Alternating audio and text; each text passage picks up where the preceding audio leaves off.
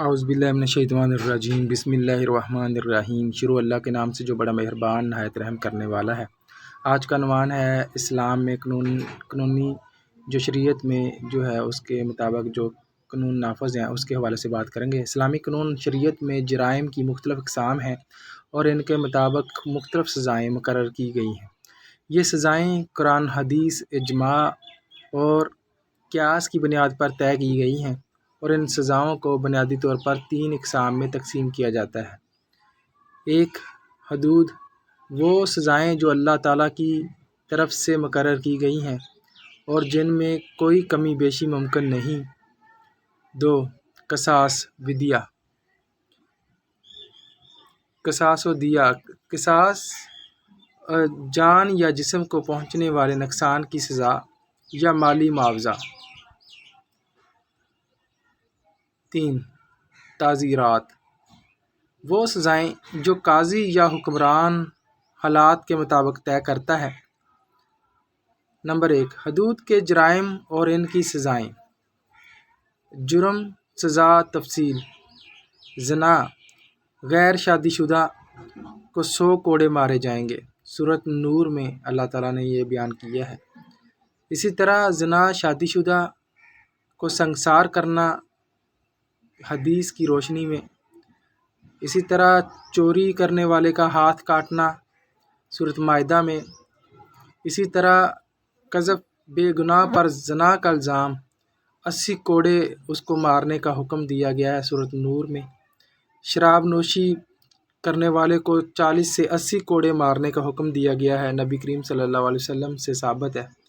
اسی طرح ڈاکہ، راہزنی، حرابہ، ہاتھ اور پاؤں کاٹنا یا سولی دینا، یہ قرآن سورۃ مائدہ آیت نمبر 5:33 میں ہے۔ اسی طرح قصاص، دیہ کے جرائم اور سزائیں۔ جرم، سزا، تفصیل۔ قتل عمد، جان بوجھ کر۔ قصاص، قاتل کو قتل کرنا یا دیت، خون بہا، قرآن سورۃ بقرہ آیت نمبر 178۔ قتل خطا، غلطی سے قتل، دیت، خون بہا، کفارہ، 2 ماہ کے روزے، قرآن سورۃ النساء 92 آیت نمبر۔ بدنی نقصان، مثلاً ہاتھ توڑنا، مساوی بدلہ یا مالی معاوضہ، قرآن مائدہ 5:45 آیت نمبر۔ اسی طرح تعزیرات کے جرائم اور سزائیں۔ یہ وہ جرائم ہیں جن کی واضح سزا قرآن و حدیث میں نہیں دی گئی اور قاضی یا حکومت اس میں حد کے مطابق سزا طے کرتی ہے۔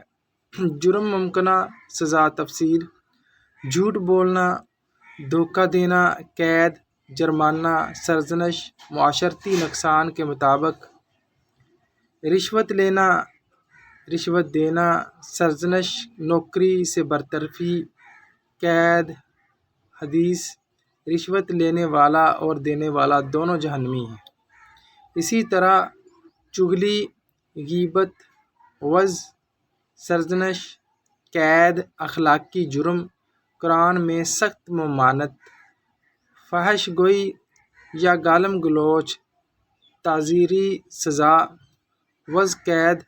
سماجی آلودگی کے خلاف اقدام، جعلی دستاویزات بنانا، قید، جرمانہ۔ معاشرتی و عدالتی نظام کے خلاف جرم۔ خلاصہ، ان تمام سزاؤں کا خلاصہ یہ ہے کہ اسلامی قانون کا مقصد محض سزا دینا نہیں بلکہ معاشرے کو پاک رکھنا ہے۔ اسی طرح مظلوم کو انصاف دینا، مجرم کو اصلاح کا موقع دینا، اللہ کے احکام کی پابندی کروانا۔ اسلام میں سزا دینے سے پہلے مکمل تحقیق، گواہی اور شفاف عدالتی عمل ضروری ہوتا ہے۔ قرآن و سنت میں عدل و انصاف پر بہت زور دیا گیا ہے۔ اسی طرح مزید جو ہے اس کی تفصیل آپ کو میں بیان کروں گا انشاءاللہ۔